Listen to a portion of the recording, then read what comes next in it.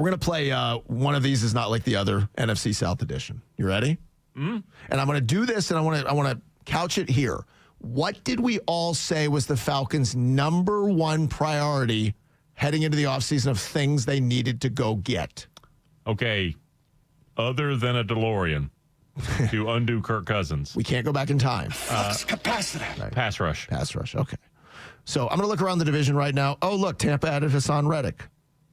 Hassan Reddick, whatever you think about it, his fight with the Jets, that's a damn good pass rusher who is going to play the Falcons twice a year now. I'll give him credit. He told the Jets, I'm not signing. Like, here's my number. If you don't get my number, I ain't signing.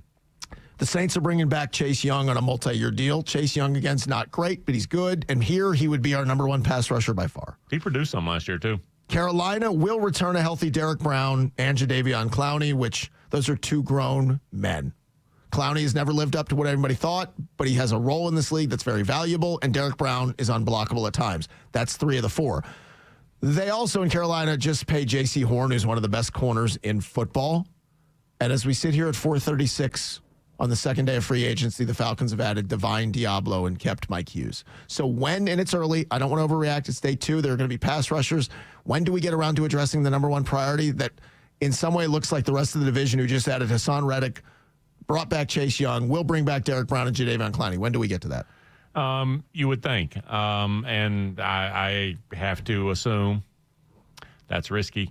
I have to assume that the premium assets in the draft, which honestly are the first and second round pick because you don't have a third, it has to be not only defense, not only like real front seven, I mean line of scrimmage, somewhere on that, and tackle is fine too because you can get pass rush there.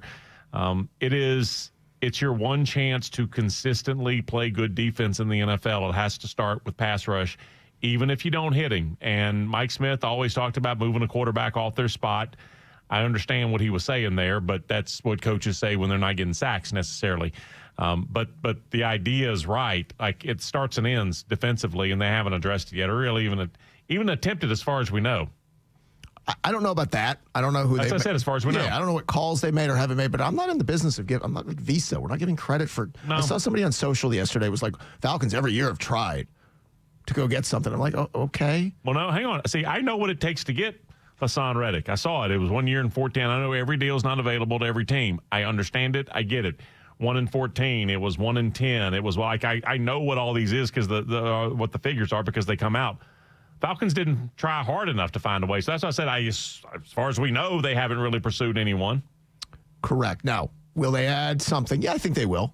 I don't know what that looks like. Is that Azeez Ojulari? Is that, some level Bud of Dupree? I like that sort of. It's funny you said that. I was going to say, would it be a level of a Bud Dupree? Which, when it all was said and done, Bud was okay. He was okay. He was fine. Not game-changing difference making. OC was okay. OC was okay. That was it. I would say that Bud Dupree and Calais Campbell probably returned as much as anybody could have hoped a couple of years ago. Boom. Maybe that's what it's going to end up being, but that was the priority, and I'm looking around at the 3 teams in the division who are already better at rushing the passer than you, and they all either retained or added so far or are getting guys back healthy. Can I quickly, give me 20 seconds to bone throw to Jadeveon. After his rookie year, he elected to have surgery where they drill holes in the bone around your knee and they let blood flow in it, and they say maybe they literally told him, yeah, results are sketchy here, maybe you'll recover. Jadeveon's been, I don't think he's got nearly enough credit. He's been a really, really tough player. The pass rush was gone for the most part after the surgery, and he's had a little bit of a pop pass rush wise late in his career. He's been a hell of a pro. Yep, agreed.